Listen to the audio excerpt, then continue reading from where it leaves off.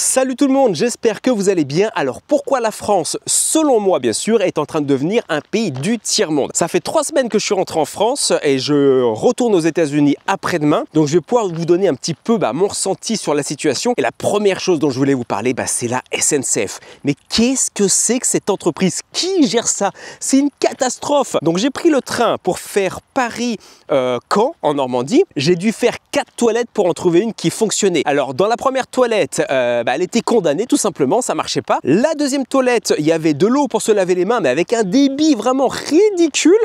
Par contre, il n'y avait pas de savon. Dans la troisième toilette, c'était le contraire. Il y avait du savon, mais il n'y avait pas d'eau. Donc j'ai dû faire 4 wagons pour trouver une toilette fonctionnelle. Ça m'a pratiquement fait le temps du trajet Paris-Caen, honnêtement. On parle aussi des prises pour recharger, des prises USB pour recharger son téléphone. Il y en a à peu près 1 sur 2 qui va fonctionner. La propreté est pas top.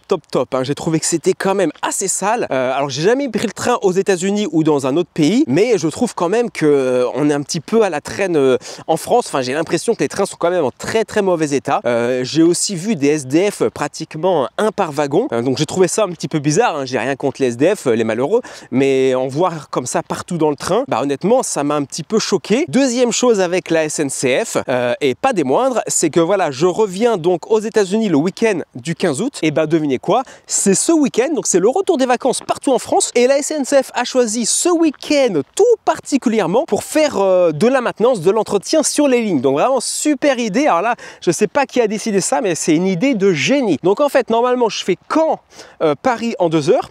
Là, il aurait fallu que je fasse Caen-Rouen, donc ça me mettait à peu près 1h30, que j'attende 3 heures à Rouen, et ensuite que je refasse un Rouen-Paris qui, je crois, c'est à peu près à 1h30 aussi. Le voyage aurait duré 5 heures.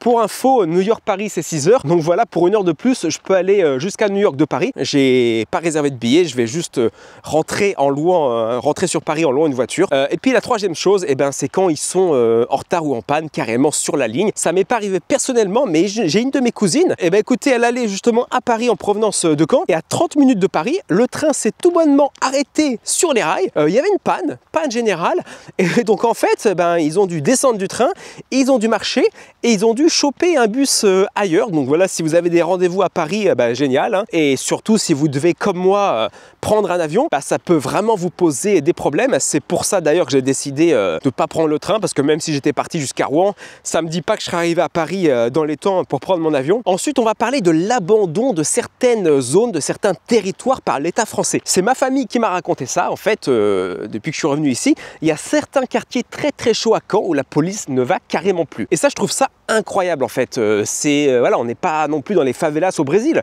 on est encore en France, et la police déserte les quartiers. Donc dans les quartiers, on peut faire ce qu'on veut, il n'y a plus d'autorité, il n'y a plus d'État. Je compare avec mon expérience américaine, parce que c'est tout ce que je connais. J'avais fait une vidéo à Syracuse, dans le quartier le plus chaud de Syracuse. J'en ai même fait 2, je vous mettrai les liens dans la description. Je me suis promené comme ça une journée. Écoutez, j'ai vu des policiers absolument partout. Et voilà, ils désertent pas. Ça veut dire quoi de déserter un quartier, de plus y aller?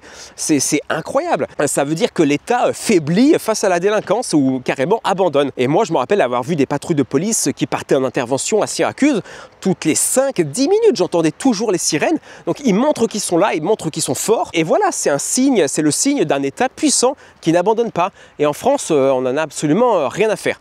Donc je trouve ça vraiment déplorable. Mon troisième point, écoutez, c'est parfait parce que là on arrive au bout du chemin où je suis. Regardez, petit chemin de campagne, a priori très sympathique. On a, je crois que c'est un champ de maïs derrière. Regardez ce que je viens de trouver au bout du chemin. Ça va faire un enchaînement, j'avais même pas prévu, mais ça va faire un enchaînement parfait avec mon prochain point. Regardez un petit peu ça. Une décharge comme ça, à ciel ouvert, on ne sait pas pourquoi. Il y en a qui viennent mettre du placo, des vieux pneus, comme ça, des vieux meubles juste ici. On n'est pas loin du périphérique. Et mon prochain point justement, c'était la propreté.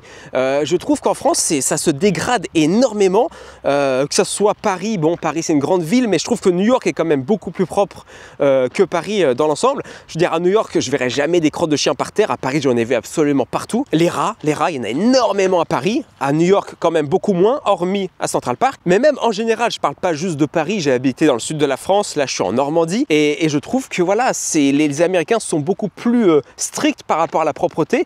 Et c'est pas que les Américains, il y a beaucoup de pays, hein. J'ai vécu en Allemagne et au Canada, vous voyez pas une poubelle par terre en fait. Les gens ramassent derrière eux. Et ça m'a vraiment choqué en revenant ici. J'ai trouvé la ville de Caen, hein, où j'ai habité 25 ans, vraiment dégueulasse honnêtement. Et même l'entretien par exemple des espaces verts, que ce soit à l'aéroport de Caen, dans le centre-ville, dans les parcs publics, voilà, les herbes sont très hautes, c'est pas coupé régulièrement. Aux États-Unis c'est nickel, vous allez n'importe où, la pelouse, bah, c'est une pelouse de golf en fait. C'est vraiment coupé au millimètre près. Les Américains font ça eux-mêmes chez eux. Et ici, bah, même dans les jardins, j'ai vu beaucoup d'herbes très hautes. Ce qui m'a le plus choqué, je pense, c'est les endroits publics comme l'aéroport de Caen-Carpiquet, ou sur le parking, vous croyez en pleine campagne, il y a des mauvaises herbes, rien n'est coupé, ça fait un petit peu laisser aller. Et c'est dommage parce qu'on a vraiment un pays magnifique. Et de ne pas l'entretenir, de laisser comme ça un petit peu à l'abandon, bah, ça fait bizarre. Alors c'est vrai que quand j'habitais moi-même ici, ça ne me choquait pas forcément, mais quand je vois à quel point les Américains sont propres et respectent tout bonnement leur pays, en prennent soin, bah, ça m'a fait un petit peu de la peine de revenir ici et de voir à quel point nous... bah, on s'en fichait un petit peu, quoi. On était un petit peu nonchalant avec ça. Mon prochain point, bah, vous allez sûrement vous en douter, c'est la santé. Je vais vous parler de mon expérience. J'ai dû aller aux urgences pour ma fille. Elle était tombée sur le ventre sur un parking. Elle s'était vraiment égratignée assez violemment. Et du coup, elle saignait beaucoup. Et on a été aux urgences. Alors, elle hurlait de douleur. On a attendu 7 heures aux urgences du CHU de Caen. 7 heures, ça fait long quand on n'a que 9 ans et qu'on a très mal. Alors vous allez me dire, il y avait sûrement des cas plus importants, mais quand même. Vous allez aussi me dire sûrement, ok, elle attend longtemps, mais c'est gratuit. Bah, aux États-Unis aussi c'est gratuit, en tout cas pour elle. Vous voyez, elle a une très bonne assurance avec sa mère. J'ai emmené ma plus grande fille aux urgences il y a quelques mois de ça. On n'a rien payé du tout. Et on a attendu à peu près 10-15 minutes. Ça va être la moyenne d'attente aux États-Unis. En tout cas, bon, dans la ville où j'habite, j'étais quelques fois aux urgences pour mes enfants. J'ai jamais attendu plus de 10-15 minutes. Je pense que si vraiment c'est très occupé, que la salle d'attente est pleine, vous allez peut-être attendre 1 heure maximum. Mais c'est vraiment rare d'attendre plus longtemps que ça. Et puis l'état de l'hôpital aussi, ça m'a vraiment choqué. Il était sale, le sol était collant, était sale, les murs étaient sales, le matériel était détérioré, je voyais des chaises qui étaient cassées dans les bureaux des médecins. Enfin ça fait bizarre quoi, limite on se croirait dans un hôpital en ex-URSS. J'exagère peut-être un petit peu, mais ça a vraiment été mon ressenti. Aux États-Unis, les hôpitaux sont absolument nickel. Je pense quand même que c'est la moindre des choses pour un hôpital parce que voilà, pour ne pas attraper de maladies, je crois qu'on dit nosocomiales, bah, il faut quand même que l'hôpital soit propre. Et là franchement, je me serais pas fait opérer dans cet hôpital, et pourtant c'est un hôpital public, donc ils se doivent quand même de montrer l'exemple. Même si on doit attendre, je comprends, voilà, ils n'ont pas assez de personnel, mais personne ne serait venu pour la rassurer. Il n'y a aucune infirmière, aucun personnel soignant qui serait venu pour lui dire écoute, ça va aller, on fait tout notre possible pour que ça aille vite. Non, tout le monde s'en fichait. Et je crois que c'est vraiment ça qui m'a le plus marqué honnêtement. Donc voilà, l'état des hôpitaux, les temps d'attente, bah, ça me fait quand même penser qu'on se rapproche grandement d'un pays du tiers-monde honnêtement. Parce qu'il y a des pays dits sous-développés, par exemple comme la Thaïlande, où les hôpitaux sont modernes, les temps d'attente sont très courts. Et nous, on se dit pays développé et on a un système de santé dans cet état-là. Mon prochain point, on va parler de l'école publique. Parce que maintenant, je peux comparer, puisque mes enfants donc, vont à l'école publique aux États-Unis, bah, je vois la différence avec l'école publique où ils étaient en France. Et c'est pareil, les moyens mis dans les écoles, la différence est énorme entre la France et les États-Unis. J'avais d'ailleurs fait une vidéo de l'école publique de ma fille qui est à l'école élémentaire. Allez la voir, je mettrai le lien dans la description si vous ne l'avez pas encore vu. Beaucoup d'entre vous m'ont demandé dans les commentaires justement si c'était une école privée. Ben non, c'était bien une école publique. Et les installations sont vraiment hallucinantes. Ils ont des aires de jeu, on a l'impression d'être dans un parc d'attractions privé. Ils ont mis énormément de moyens. Ils ont une classe spéciale pour la musique avec beaucoup d'instruments mis à la disposition des enfants gratuitement. Il y a une cantine très grande. Bon, la nourriture n'est pas top forcément, mais voilà, les installations sont très impressionnantes. Et l'école est ouverte, surtout sur l'extérieur. On ne se sent pas en prison. Moi, je me rappelle que dans l'école de mes enfants, tout était grillagé, tout était fermé. Ça faisait quand même... penser à une prison, hein, honnêtement, c'était un petit peu bizarre. Et puis on est quand même un petit peu archaïque niveau éducation, je trouve, parce que les enfants doivent rester assis toute la journée. On leur en fait, voilà, on leur en met le maximum dans le cerveau, parfois beaucoup trop. Alors qu'aux États-Unis, à l'élémentaire, en tout cas à midi, ils ont fini de travailler. Après, c'est que des activités artistiques ou sportives, donc je trouve ça beaucoup mieux. Mais revenons-en aux installations. Voilà, c'est vraiment très vieillot. Je me rappelle qu'on habitait dans le sud de la France et qu'à l'école élémentaire, ils avaient il n'y avait pas de clim et il n'y avait pas de ventilateur. Ils ouvraient toutes les fenêtres quand il faisait 35 degrés au mois de juin. Les élèves étouffaient.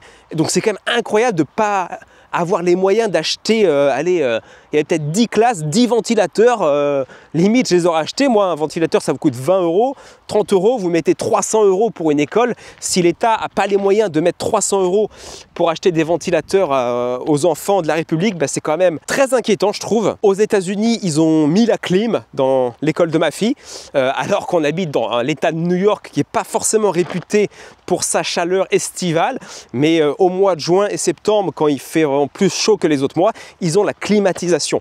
Donc c'est quand même assez impressionnant. Et surtout la propreté de l'école aussi. Les écoles, je suis désolé, toutes les écoles publiques où mes enfants étaient, elles n'étaient pas forcément super propres. Aux États-Unis, c'est nickel, on pourrait manger par terre.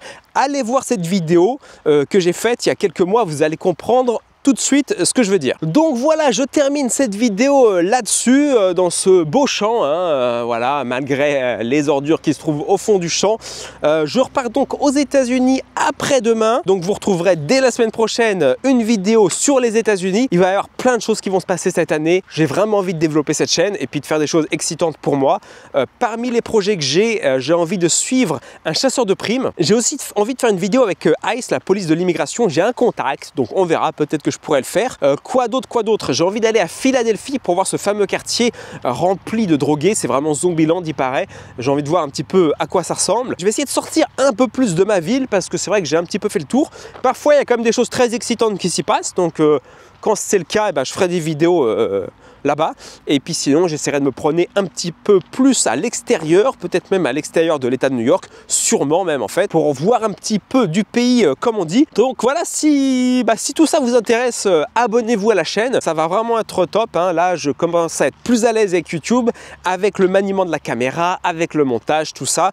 Par rapport à mes débuts, ça fait juste 1 an que je suis sur YouTube, donc je suis encore novice, hein, je fais de mon mieux, mais la chaîne s'est quand même bien développée en 1 an. Là, on est à peu près au jour où j'enregistre cette vidéo, là on est le 13 août, je suis à 37 100 abonnés en 1 an, donc franchement, voilà, je fais ça à mon rythme, je ne me mets pas de pression. Il ne faut pas oublier, par rapport à d'autres youtubeurs, que moi j'ai un métier à temps plein à côté. Donc voilà, je fais YouTube quand je peux, quand j'ai le temps. Je poste une vidéo par semaine, donc c'est quand même pas mal. Mais je ne peux pas y consacrer voilà, 30 heures, 40 heures par semaine, comme font d'autres youtubeurs qui se développent peut-être un petit peu plus vite. Voilà, moi c'est artisanal, hein, vous voyez, il n'y a pas non plus un montage extraordinaire, il n'y a pas d'effets spéciaux comme ça. Mais j'aime bien garder les choses un petit peu naturelles parce que c'est comme je suis, hein, c'est ma personnalité. Donc voilà, si ça vous plaît, abonnez-vous. Mettez un petit like sur cette vidéo. Si vous voulez aussi soutenir la chaîne pour que je puisse peut-être un petit peu plus voyager en dehors de New York, vous pouvez faire un don à la chaîne. Il y a un lien PayPal dans la description de la vidéo. Et puis vous pouvez aussi payer par carte bancaire sur Buy Me a Coffee. C'est un site sécurisé. Et donc voilà, et si vous faites un don, mettez-le en commentaire que je sache. Et puis je vous ferai une petite dédicace dans une prochaine vidéo. Ça sera peut-être grâce à vous qu'on pourra parcourir un peu plus les États-Unis. Donc voilà, et si par hasard vous êtes intéressé pour venir aux États-Unis, j'offre aussi un accompagnement. Donc allez voir, pareil, dans la description de la vidéo, vous aurez un lien pour prendre un rendez-vous sur Calendly. Et puis on pourra parler de votre situation et voir ce qui est possible de faire. Parce que de toute façon, il y a toujours une solution à tout. Vous voyez, moi, c'était mon rêve d'habiter aux États-Unis. Je pensais que ce ne serait pas possible. Et puis, j'y suis maintenant depuis 3 ans et demi. Et je compte y passer vraiment beaucoup de temps parce que j'adore ce pays. Je pense qu'il y a... Voilà, il y a des avantages, il y a des inconvénients, comme en France. Vous voyez, ça fait 3 semaines que je suis là. Il y a des choses que j'adore en France. Il y a des choses que je ne supporte pas. Il n'y a pas de pays parfait, donc j'aime ces 2 pays. J'ai passé la plupart de ma vie en France. Je suis en train de passer actuellement la 2e partie de ma vie aux États-Unis. Je reviendrai peut-être en France un jour, je ne sais pas encore comment ça va se goupiller. Mais en tout cas, j'adore vraiment ces 2 pays.